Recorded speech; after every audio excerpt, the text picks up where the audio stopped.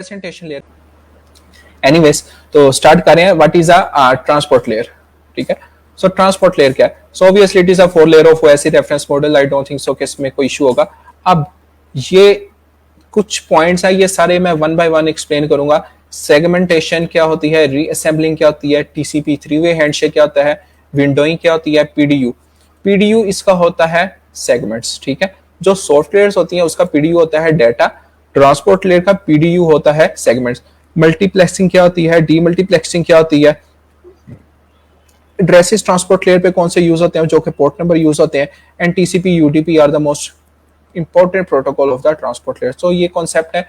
तो सबसे पहले मैं किसको समझाऊंगा? सेगमेंटेशन एंड रीअसेंबलिंग को। सबसे पहले मैं इस पॉइंट को समझाऊंगा। ठीक है, अब आपने सेंड करना है हेलो। आपको याद होगा कि आपको सबसे पहले स्टोरी बताई थी तनवीर ने क्या किया था। तनवीर के पास एक 100 पेजेस का एक लेटर आया था जिसने उसको चंक्स किया था 25-25 के 4 पैकेट्स में।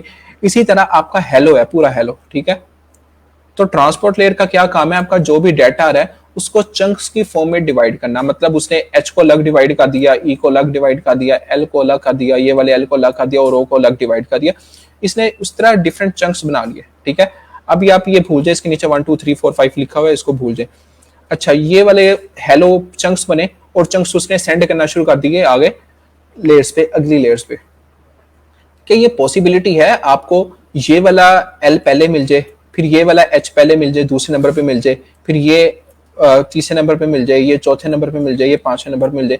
क्या आप चाहते हैं आपको हेलो की जगह ये मिले?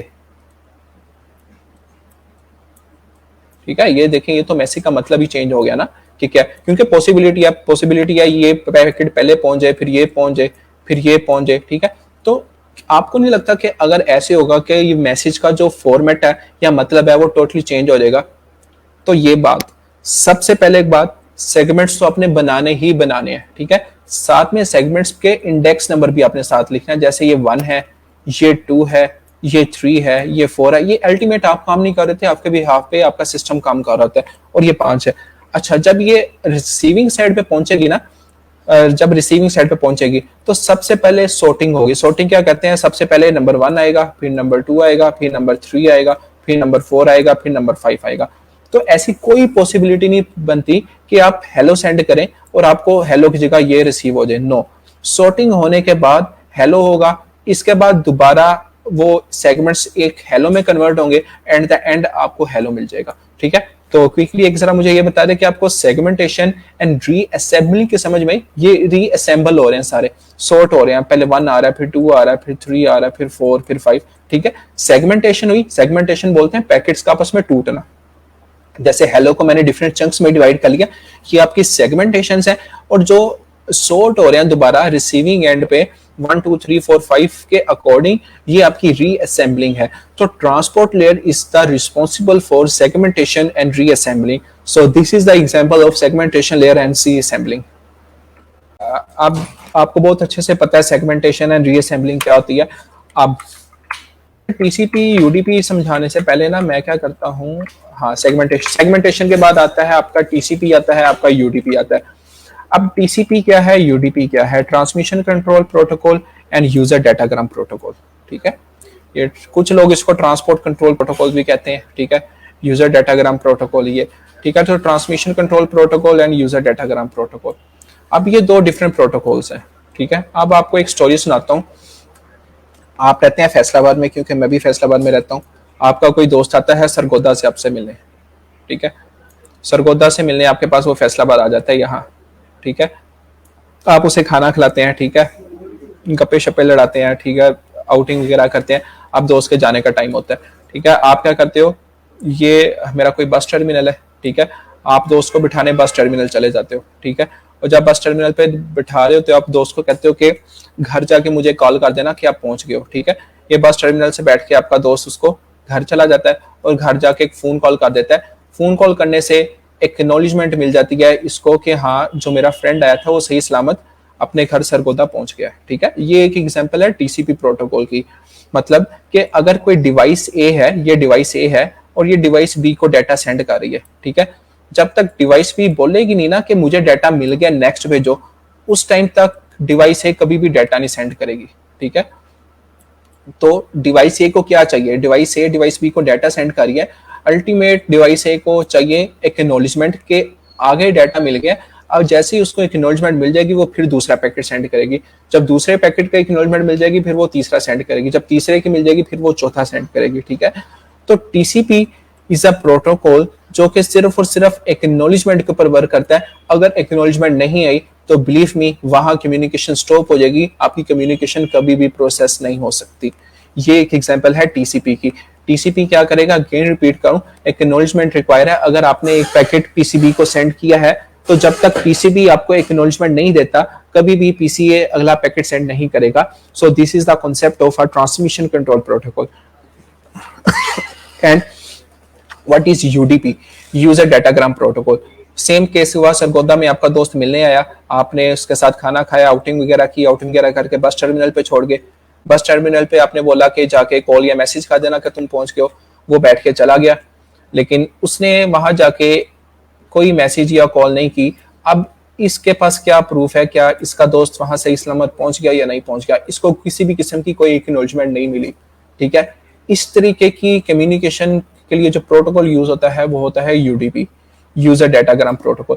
मतलब ए को इस चीज से कोई सरोकार नहीं है क्या बी को डाटा रिसीव हो रहा है या नहीं हो रहा। ए ने क्या करना है, सिर्फ और सिर्फ अपना सेंड करना है डाटा। ठीक है, और ये बी रिसीव करे या ना करे। दैट्स वाई कि UDP is a faster protocol than TCP, क्योंकि यूडीपी को किसी भी एक्नॉलेजमेंट की जरूरत नहीं है। यूडीपी किसी चीज का वेट नहीं करेगा, वो सिर्फ और सिर्फ डाटा सेंड करेगा। इसके अगेंस्ट जो टीसीपी हमारे पास है, टीसीपी को एक्नॉलेजमेंट की जरूरत है। दैट्स वाई कि टीसीपी वेट करेगा फिर डाटा सेंड करेगा। इसलिए TCP is slower in nature and UDP is faster in nature. So आप काइंडली मुझे इसका कॉन्सेप्ट बता दें कि आपको टीसीपी और यूडीपी का कॉन्सेप्ट समझ में आ गया। अगर आ गया फिर मैं नेक्स्ट मूव कर रहा हूं। अगर in case device A device B को कोई डाटा सेंड कर रही है ना, और अगर रास्ते में एक पैकेट लॉस हो जाता है, ठीक है, ये डिवाइस ए है और ये डिवाइस बी है। अगर ये डिवाइस ए और ये डिवाइस बी, तो अगर ए और बी डाटा आपस में डाटा शेयर कर रहे हैं, अगर ए का डाटा कहीं लॉस हो जाता है तो अगर वो प्रोटोकॉल टीसीपी यूज कर रहा है इन केस, तो ए की रिस्पॉन्सिबिलिटी है वो पैकेट को दोबारा रीजनरेट करेगा, रीजनरेट करने के बाद दोबारा सेंड करेगा। ठीक है, यूडीपी कहता है मुझे इस बात से कंसर्न नहीं है कि क्या मेरे पैकेट यहाँ लॉस हो रहे हैं या नहीं हो रहे। I don't care, I just need to send the data to device B. ठीक है, तो यूडीपी का कॉन्सेप्ट ये है। मोस्ट इंपॉर्टेंट कॉन्सेप्ट टीसीपी 3-वे हैंडशेक। ठीक है, पीसीए ने पीसीबी को डाटा सेंड करना है, टीसीपी की कम्युनिकेशन यूज हो रही है। ठीक है, ये कॉन्सेप्ट थोड़ा टेढ़ा है, आपको समझने में मुश्किल होगी। तो सबसे पहले क्या होगा, टाइम क्या हो गया बाय द वे, ओके 5:33। सबसे पहले पीसीए पीसीबी के साथ कम्युनिकेट करना चाह रहा है। ठीक है, ये पीसीए है और ये पीसीबी के साथ कम्युनिकेट करना चाह रहा है। सबसे पहले अगर किसी ने कम्युनिकेशन करनी है ना, वो टीसीपी 3-वे हैंडशेक को फॉलो करेंगे।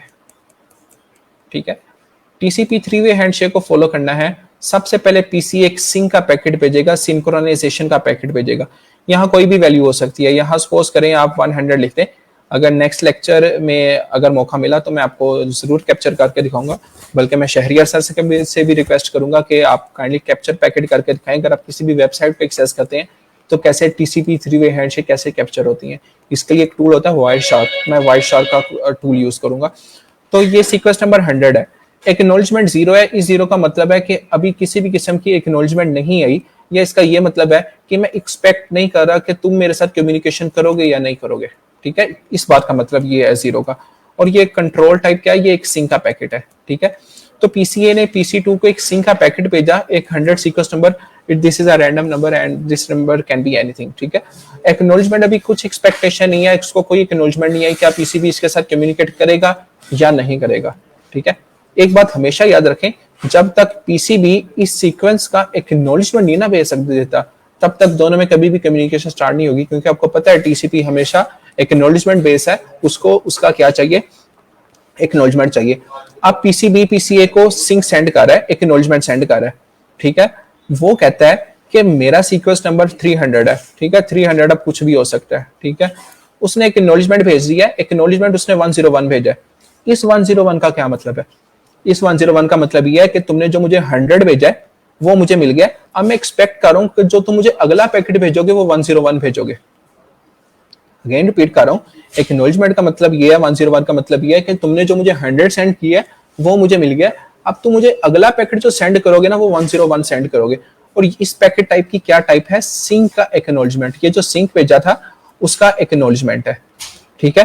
तो इस तरह ये सेशन जो है इस्टेब्लिश हो जाएगा। फिर पीसीए पीसीबी को क्या कहेगा? पीसीबी को कहेगा कि अब मैं तुम्हें 101 भेज रहा हूं, ठीक है, और एक्नॉलेजमेंट 301 है, ठीक है। वो एक्सपेक्ट कर रहा है कि 300 इसको मिल गया पीसीए को। अब वो एक्सपेक्ट कर रहा है कि जो पीसीबी सेंड करेगा नेक्स्ट पैकेट वो 301 सेंड करेगा, ठीक है। ये नीचे लिखी हुई है जो मैंने लाइंस बोली हैं, सारी लिखी हुई है। लेकिन आपको पता है कि एंड पे जो पीसी ए होगा ये एंड पे एक फिन का पैकेट भेजेगा। जब कम्युनिकेशन खत्म हो जाएगी ये एक फिन का पैकेट भेजेगा। FIN stands for finish. तो ये क्या कर देगी? ये सारी की सारी कम्युनिकेशन आपकी फिनिश हो जाएगी, ठीक है। So this is the concept of a TCP 3-वे हैंडशेक। तो मेरा आपसे क्वेश्चन ये है, होप सो आपको समझ में आ गई है। मेरा आपसे क्वेश्चन ये है कि अगर मेरी यूडीपी की कम्युनिकेशन है तो यूडीपी की कम्युनिकेशन कैसे होगी? क्या मुझे कोई कमेंट सेक्शन में एक्सप्लेन है? अच्छा, मल्टीप्लेक्सिंग या डीमल्टीप्लेक्सिंग से पहले एक विंडोइंग का कॉन्सेप्ट होता है। Where is windowing? Oh I think मैं वो स्लाइड ऐड करना भूल गया। खैर, विंडोइंग का कॉन्सेप्ट मैं आपको मैनुअल समझा देता हूँ पावर पॉइंट से, सॉरी पेंट से, ठीक है। अब विंडोइंग का कॉन्सेप्ट ये है कि लेट्स सपोज मैं हूं और मेरे सामने शहरियार सर है, ठीक है। मेरे पास हाथ में मार्कर्स हैं, ठीक है, बोर्ड मार्कर्स हैं। अगर मैं बहुत स्पीड से शहरियार सर की तरफ सारे मार्कर्स फेंकना शुरू करूं तो बामुश्किल शहरियार सर सिर्फ 3-4 मार्कर्स कैच कर पाएंगे और बाकी पॉसिबिलिटी है कि ज्यादातर आपके मार्कर्स नीचे गिर जाए, ठीक है। Is that clear? अब मैं क्या करता हूँ, बहुत स्लो से शहरियार सर को मार्कर सेंड करना फेंकना शुरू करता हूँ। अब शहरियार सर क्या करेंगे? सारे के सारे मार्कर कैच कर लेंगे, कोई भी पैकेट लॉस नहीं होगा। अब एक विंडोइंग का कॉन्सेप्ट है, विंडोइंग का कॉन्सेप्ट आपको समझना है, ठीक है। ये एक सपोज करें एक पीसी है, एक ये पीसी है। इस पीसी के डाटा सेंड करने की कैपेसिटी है 5 MBPS और इस पीसी के डाटा रिसीव करने की कैपेसिटी है 2 MBPS। अगर तो ये कम्युनिकेशन यूडीपी बेस है, ठीक है।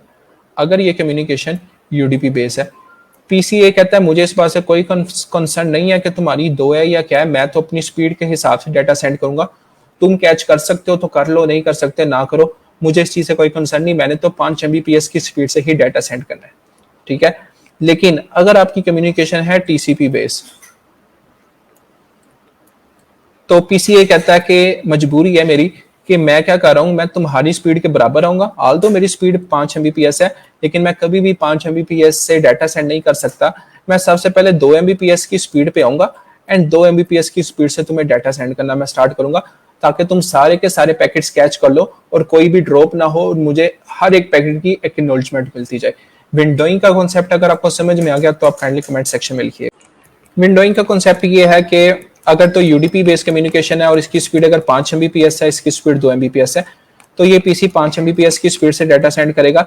इसको परवाह नहीं होगी क्या ये वाला पीसी पकड़ पा रहा है 5 MBPS स्पीड से पैकेट्स या नहीं, ठीक है। अगर तो आपकी कम्युनिकेशन टीसीपी बेस है, पीसीए कहेगा कि मैं सबसे पहले तुम्हारी स्पीड के बराबर आऊंगा, मतलब 2 MBPS स्पीड के बराबर आऊंगा और 2 MBPS स्पीड से डाटा सेंड करना शुरू करूंगा क्योंकि मुझे एहसास है क्या तुम पैकेट्स कैप्चर कर रहे हो या नहीं करे, क्योंकि मैं तब तक नहीं चलूंगा जब तक तुम मुझे नहीं बता रहे कि मुझे पैकेट मिल गया, अगला सेंड करो, ठीक है। तो फिर इस हिसाब से कम्युनिकेशन होगी।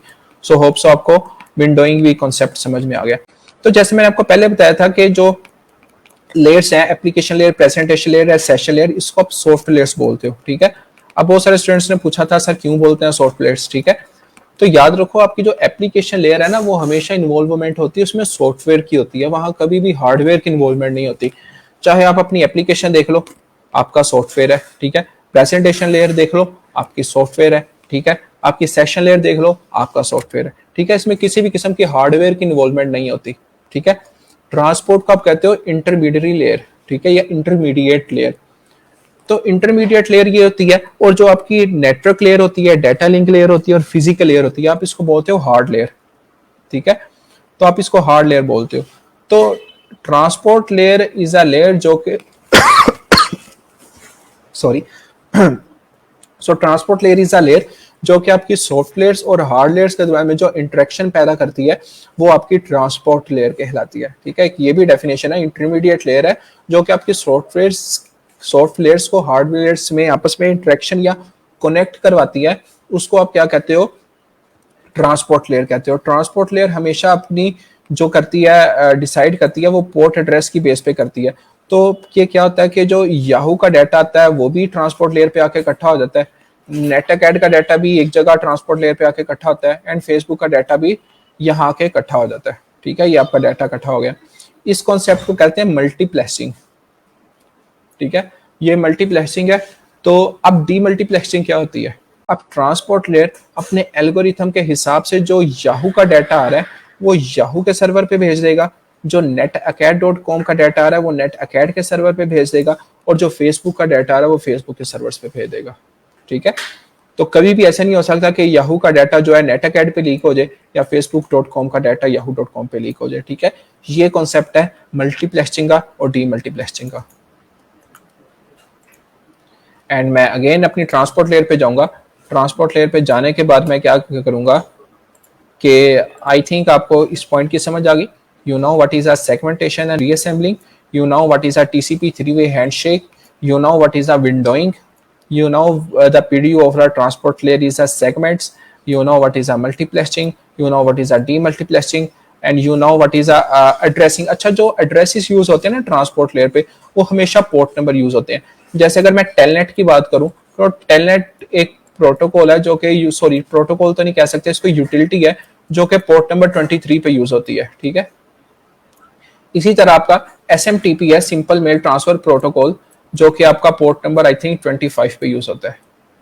ठीक है, तो इसी तरह आपका एक है FTP जो कि आपका पोर्ट नंबर 21 और 20 पे यूज होता है। ठीक है, और आपका SSH है जो कि पोर्ट नंबर 21 पे यूज होता है। मतलब डिफरेंट प्रोटोकॉल्स और डिफरेंट पोर्ट यूज होती हैं। खैर, ये आपको जैसे जैसे कोर्स में आगे जाते जाएंगे आपको इन पोर्ट्स का खुद ही पता लगता जाएगा। अभी बहुत सारी ऐसी पोर्ट्स हैं जो कि मैं आपको बता नहीं सकता क्योंकि वक्त कम है मेरे पास। अब ट्रांसपोर्ट लेयर, अब ये आपका होप्स हो कि आपकी 4 लेयर्स कंप्लीट है, application layer, presentation layer, session layer, transport layer. ठीक है, नेक्स्ट लेक्चर में शहरिया सर आपको नेटवर्क लेयर पढ़ाएंगे, डाटा लिंक लेयर पढ़ाएंगे एंड फिजिकल लेयर पढ़ाएंगे। लेकिन वो पढ़ाने से पहले शहरिया सर आपको IPv4 पढ़ाएंगे, आपको सबनेटिंग पढ़ाएंगे, आपको IPv6 पढ़ाएंगे, क्योंकि जब तक नेटवर्क लेयर आप तक नहीं पढ़ सकते जब तक आपको नहीं पता कि IP एड्रेसेस क्या है, सबनेटिंग क्या है और IPv6 एड्रेस क्या है, मैक एड्रेसेस क्या है। तो आप तब तक जज नहीं कर सकते जब तक आपको इन चीजों का पता नहीं होगा। सो इंशाल्लाह नेक्स्ट लेक्चर में हम IPv4 पढ़ेंगे, IPv6 पढ़ेंगे एंड सबनेटिंग पढ़ेंगे।